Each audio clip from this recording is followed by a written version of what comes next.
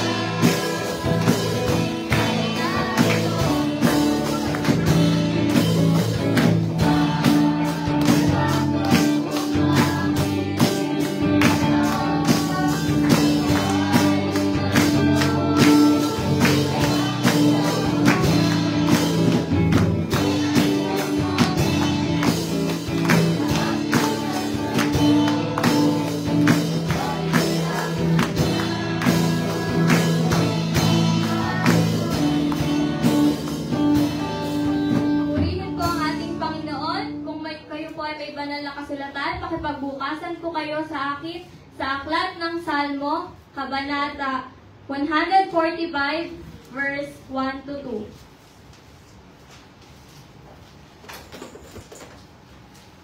Kung inyong pong nasumpungan na, magsabi po kayo ng Amen.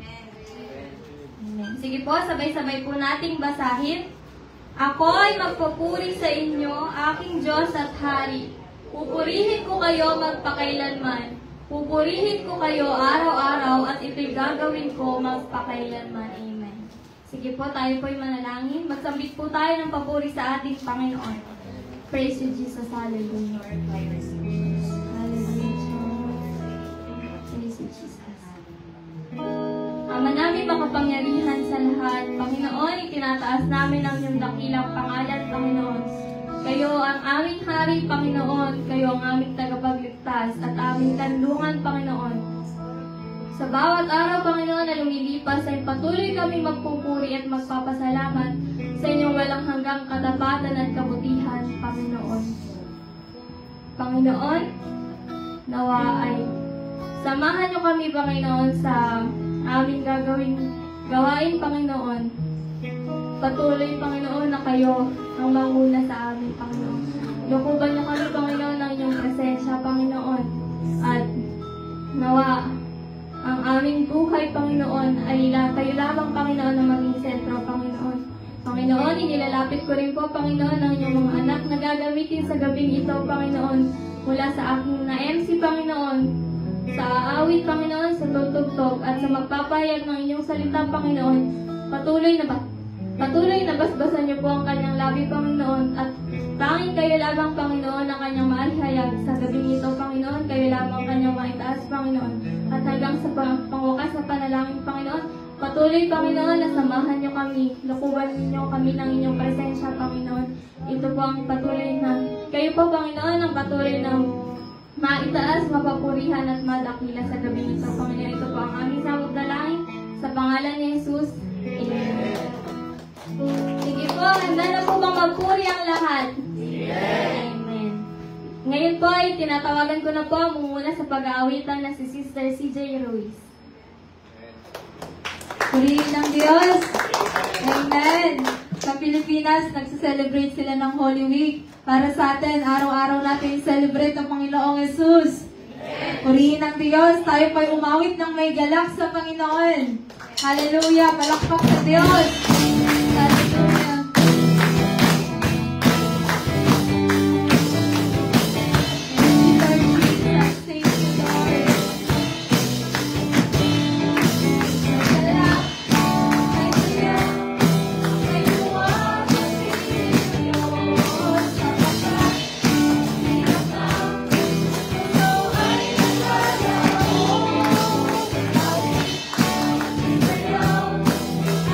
Oh,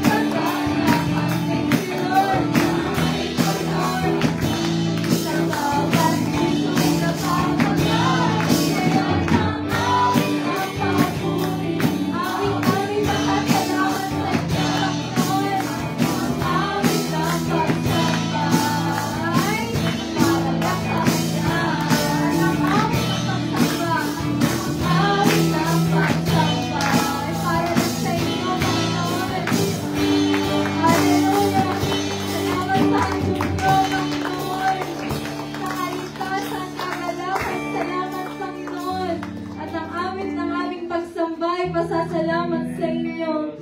Salamat sa inyo, Panginoong Jesus. Sa inyo po lamang kami, Panginoon, lubos na nagpapasalamat. Kami po ay patuloy na awit sa inyo, aming Ama. Tanggapin niyo po ang aming awit. Awitan po natin ang Panginoon. O Diyos, sa iyong lahat ng pagsamba at lumalhati. Let's meditate this song for the Lord. Sa iyong lahat ng pagluwalhati. Thank you, Lord.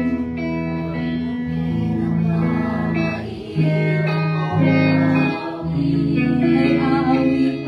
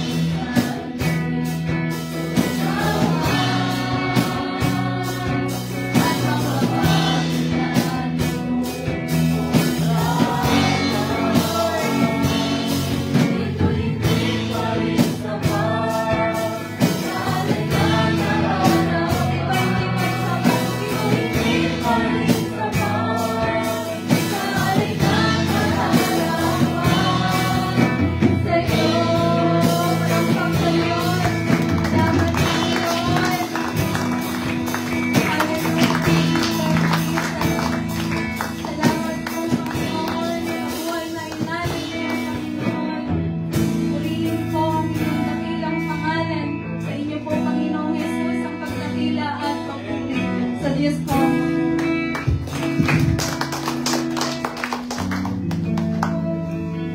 Ngayon po'y dadako na tayo sa pinakamahalagang parte ng ating gawain, ang pagpapahayag ng salita ng Diyos. Kung ano man po ang mga bagay na nakakasagabal ay isang tabi po muna natin. At tinatawagan ko na po ang ating speaker sa gabing ito, si Brother Jerome Benitez.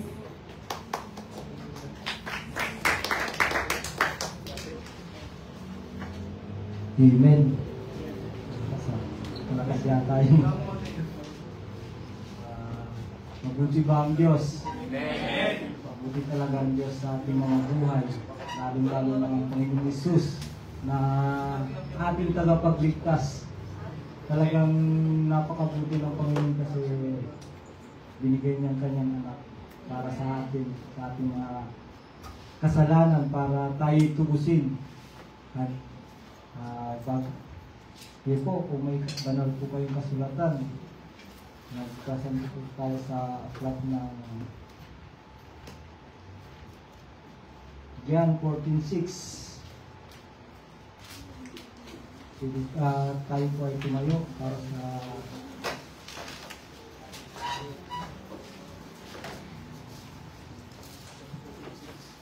yun po, sabay-sabay po natin basahin. Sumagot si Jesus, ako ang daan at katotohanan at buhay. Walang makakarating sa Ama kundi sa pamamagitan ko. Amen. Sagot po tayo manalangin. Hallelujah. Hallelujah. Piliin ko Panginoon. Makilain ko. Hallelujah. Maraming Diyos na mabuti at tapat. Maraming salamat Panginoon sa gabi nito na muli Panginoon ay dinako niyo po kami Panginoon na sa inyong bahay-sambahan para pagbulay-bulayan ang inyong mga salita. Lord, dalangin ko Panginoon na kayo Panginoon kumilos. Alam niyo Panginoon ng aking kakayahan na wala akong sapat na magagawa kung wala kayong pagsama ng inyong Espiritu Panginoon. Salamat Panginoon. Alam ko Panginoon na kayo Panginoon maghahayag ng salita niyo Panginoon. Salamat Panginoon sa inyo lamang pinakamataas na papuri, pagdakila at pagbabalhati sa tanging pangalan ni Jesus. Amen. Dito sa yung pag-aaralan natin kaligtasan. Alam naman natin lahat na hindi na bago sa ating pakikinig ng kaligtasan.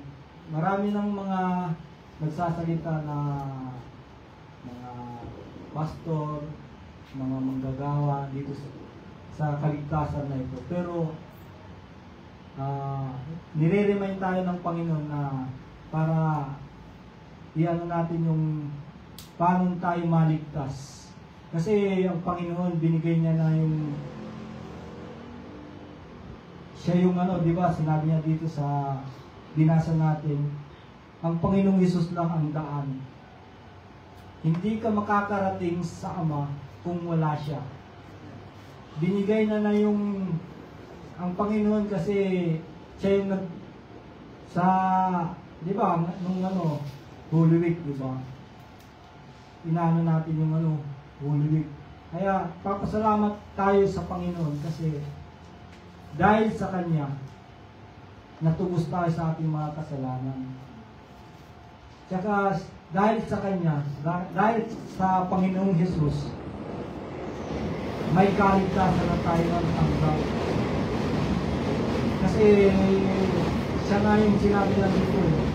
Siya yung nagsabi dito na, ang Panginoon ang nagsabi na, sumagot si Jesus, ako ang daan at katotohanan at ang buhay. Walang makakarating sa Ama kundi sa pamamagitan ko.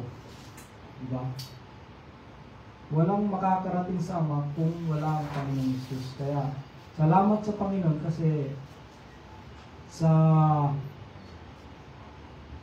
dahil tayo ay tinubos niya sa mga kasalanan kahit naghirap siya. Maraming sugat yung dinanas ng Panginoong Hesus, pero yung niisip niya tayo ng mga anak at pinili ng Diyos na maging anak niya. Kaya salamat sa Panginoon kasi hindi na tayo pinabayaan na kasi pwede naman ang Diyos kaya namang alisin tayo lahat sa mundo, palitan niya ng bago, yung alam niya yung ganito, yung tuturuan niya lang tayo na hindi tayo yung hindi na tayo gagawa ng kasalanan. Pero Panginoon, binigyan tayo ng free will na kung anong gagawin mo. Pero salamat sa Panginoon kasi Panginoong Hesus kasi doon tayo natubos dahil sa kanyang paghihirap. Dito maraming patunay na na ang Panginoong Hesus lang ang daan at katotohanan. Dito sa John 3:16, diba? Alam din natin yan, parati nating nababasa na ang Panginoon lang ang dahil sa pag-ibig ng Diyos kaya binigay niya ang kanyang anak. Tapos sinabi niya pa doon, Jesus lang, di ba? Yung basahin nga natin, John 3:16.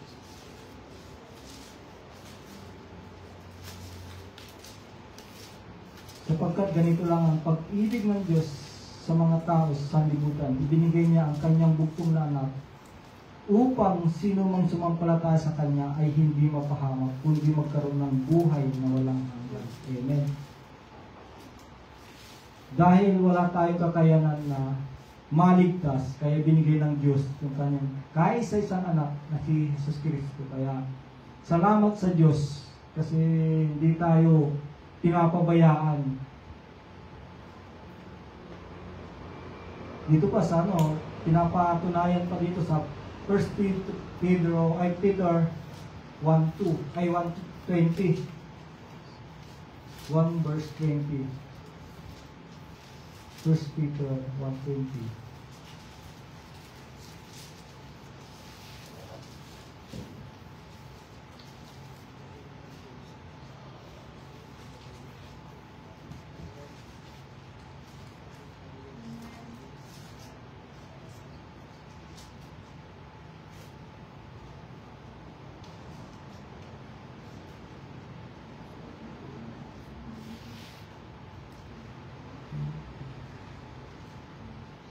Bago palikhayin ang mundo, pinili na ang Diyos si Kristo para maging tagapagligtas natin at pinapahayag siya ng Diyos nitong mga huling araw alang-alang sa iyo. Yun na, bago pa tayo likhayin, talagang nakapalaga ng Diyos ang Panginoong Jesucristo para sa kaligtasan natin na yung sumasampalataya lang na talagang sumasampalatayang buo, hindi yung sumasampalataya ka lang ngayon, bukas sa yung parang yung half-half yun. Yung kapag sa Linggo, Sabado, banal, sa Lunes hanggang Biyernes, iba na. Ito pa, Gawa 4:12. Gawa 4:12.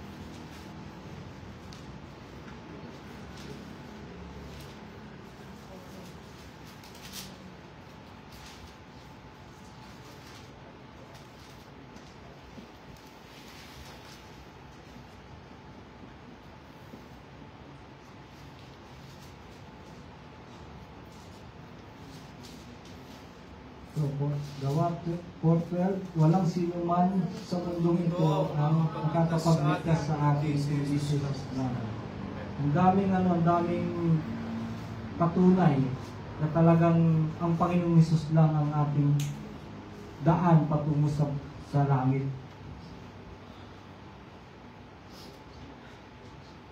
Dito, kapag dumating ang Panginoong Hesus, Hesus Kristo, sino ang maliligtas?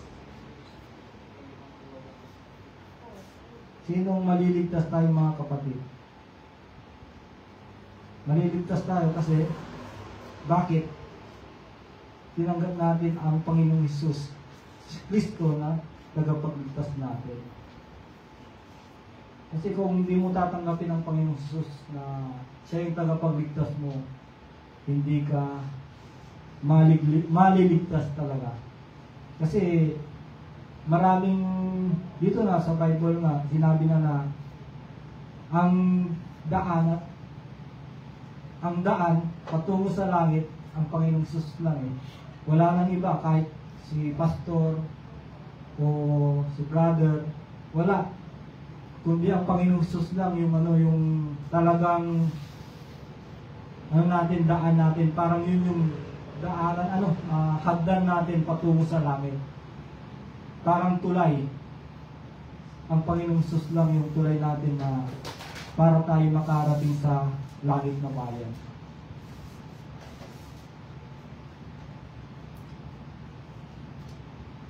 Tanong ko ngayon, kung dumating ngayon ang Panginoong Hesus Kristo, makakasama ba tayo sa pagbabalik niya sa langit? Amen.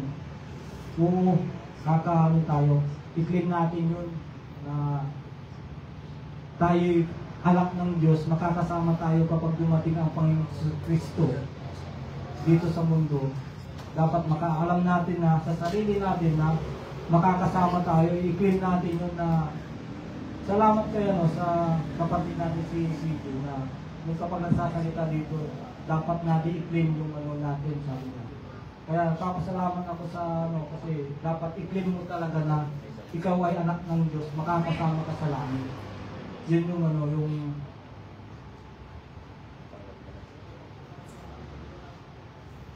pero kung tinanggap mo ang Panginoong Hesus Kristo sa buhay mo, na siyang tagapagligtas mo, dapat mamuhay ka ng matuwid at sumusunod sa utos ng Diyos at makikita sa buhay mo, buhay natin ang banal na Espiritu. Kasi hindi makikita sa isang tao yung Espiritu ng Diyos kung hindi ka sumusunod at hindi mo tinanggap ang kaligtasan mula sa Panginoong Hesus. Anong makikita kung nasa atin ang banal na Espiritu? Yan, Galatia 5:22 verse 22-23. Love, joy, peace, patience, faithfulness, goodness, kindness, gentleness, at self-control. Dapat meron, kasi kapag kasama natin ang Espiritu, kasi ang Espiritu, siya yung natin na siya yung guide natin. Siya yung guide natin sa sa buhay dito sa mundo. Kasi wala nang Panginoong Hesus. Kaya tapos na yung term. Yung niya, ni Panginoong Hesus, yung term, di ba? Mission dito sa sa mundo. Kaya ang banal na Espiritu na lang yung natin, yung kasama natin.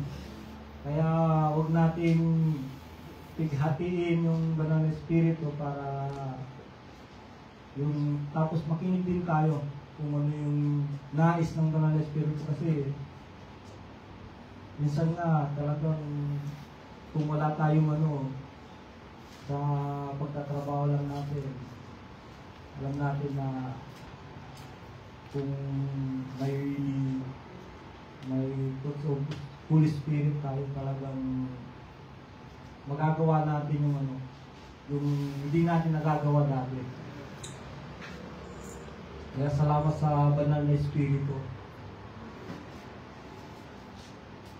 Dito pa sa ang kaligtasan ay hindi nakabase sa mabubuting gawa.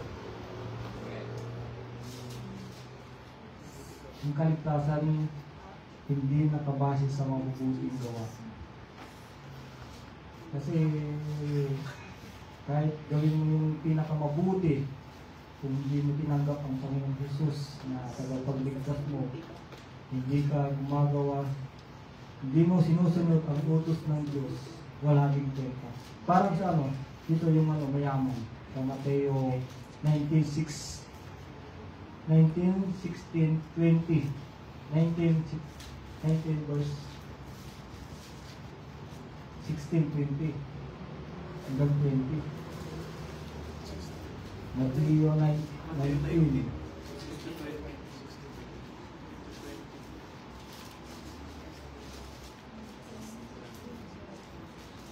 Ito, sabi dito, may isang lalaki na lumapit kay Jesus at nagtanong, Guro, ang mabuti kong gawin upang magkaroon ng buhay na walang hanggan. Sumagot si Jesus, bakit tinatanong mo sa akin kung ano ang mabuti? Isa lang ang mabuti at walang iba kundi ang Diyos. Kung gusto mong magkaroon ng buhay na walang hanggan, sundin mo ang mga utos. At alin po sa mga ito? Tanong ng lalaki. Sumagot si Jesus, huwag kang papatay, huwag kang mangangalina, huwag kang magnanakaw, huwag kang sasaksi ng kasinungalingan. Igalang mo ang inyong ama at ina at mahalin mo ang kapwa mo tulad ng pagmamahal mo sa inyong sarili. Di ba, may ano din dito na yung may nagtanong din na isang lalaki na yung tinatanong din yung kung paano magkaroon ng buhay, di ba? Eh sabi nung lalaki na ginagawa niya na yung yung mga bata pa daw siya, ginagawa niya na yung mabuti na hindi niya inaano yung mga kapwa niya, pero yun lang, hindi niya naano yung kaligtasan kasi hindi niya tinanggap ang Panginoon Jesus tapos hindi siya sumusunod. Yung alam niya lang na tama, yun yung ginagawa lang. Kaya hindi naman nakabase sa atin sa mabuti natin gawa yung yung kaligtasan sa pagsunod at saka sundin natin yung mga utos. Dito naman nakasulat naman dito sa Bible kung ano yung mga utos ng Diyos, diba? Kaya sundin natin para yung hindi sayang yung yung binigay sa atin ng kaligtasan. Kasi kung hindi natin gagawin, wala din kwenta. Kahit sabi mo, Christian, pero hindi ka naman gumagawa kung ano yung utos ng Diyos, hindi ka naman sumusunod. Kristiyano ka nga sa salita, pero sa gawa, hindi ko alam.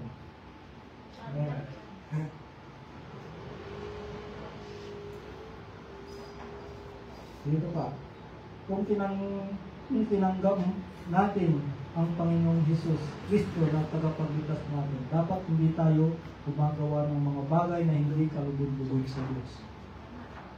Ano yung mga iyon? Dito sa Galatia 5:19-21. Diba?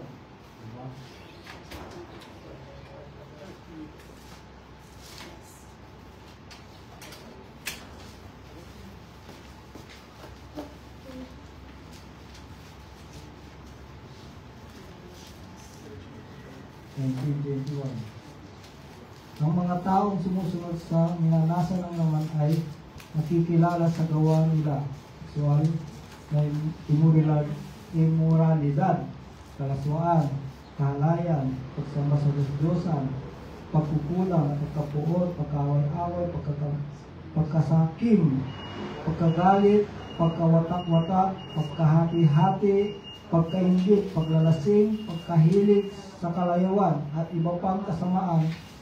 Binabalado kayo tulad ng ginawa ko na noon. Ang mga namumuhay ng ganito ay hindi mapapabilang sa kaharian ng Diyos.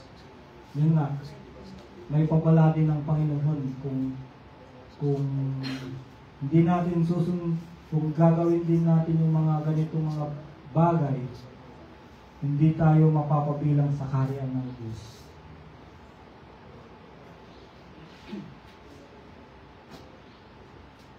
Diba? Kung tinanggap natin ang Panginoon, Jesus, dapat sumunod tayo sa mga utos ng Diyos. Ano ang mga utos ng Diyos? Mahalin natin ang Panginoong Jesus. Mahalin natin ang Diyos. Mahalin din natin yung mga kapwa natin. Kahit yung kaaway mo nga, mahalin mo eh. Dahil ang Panginoong Jesus ay pag-ibig, di ba? Eh, nandiyan na. Love. Wala kang fruit of spirit kapag wala kang love, di ba? Mahalin mo lahat.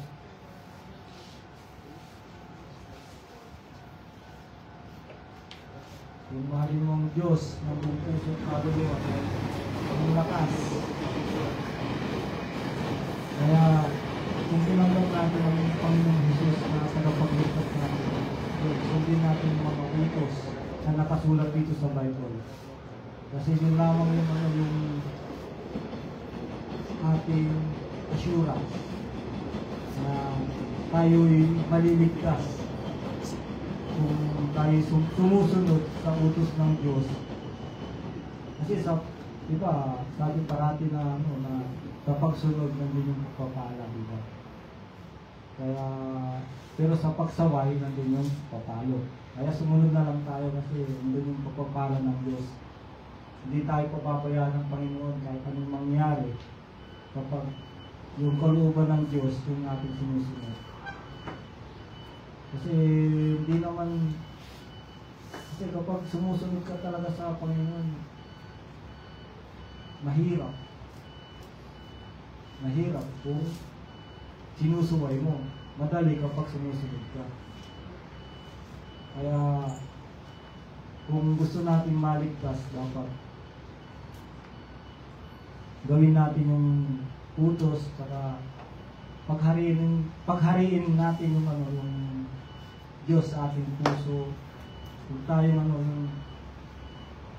yung gumawa ng hindi ka nais-nais. Kasi yun lang naman yung para yung kaligtasan natin talagang matatanggap natin sa pagbabalik ng Panginoon Jesus dito sa lupa. Ito pa, pagkatapos ko sa Mateo 24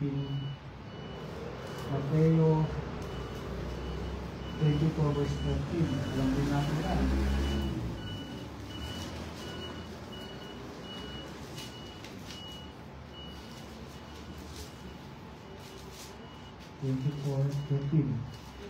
So, ngunit ang mananatiling tapat hanggang sa wakas ay siyang maliligtas. Diba? Dapat manatili tayo sa Panginoon. Kasi nakasulat din na kung sinong mananatiling tapat hanggang sa wakas ay siyang maliligtas. Yun lang po ang masishare ko sa gabing ko. Tayo po ay tumayo at manalangin. Hallelujah. Hallelujah. Hallelujah. Maraming Diyos na mabuti. Salamat sa Panginoon sa gabing ito na sa aming pagbulay-bulay ng mga salita na ay magamit namin. Tulungan niyo po kami, Panginoon, na sa buhay namin yung mga salita, Panginoon, na aming natanggap sa inyo, Panginoon Jesus, na aming kaligtasan.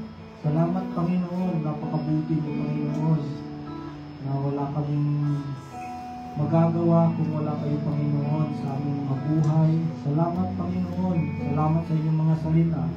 Salamat sa pag-inyong pagtuturo sa amin, Panginoon, na parating lumapit, sumunod sa inyong mga kalooban, Panginoon. Hallelujah.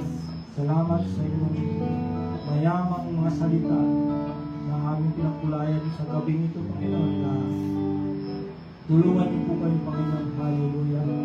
Hallelujah. Salamat, Panginoon.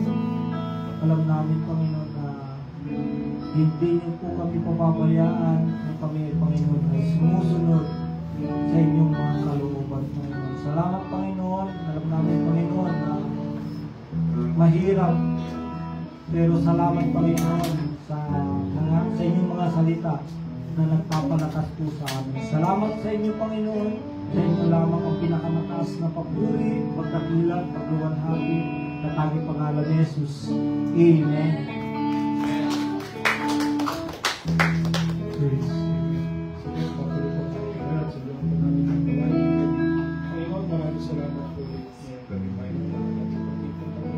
Pagkakaroon sa ilang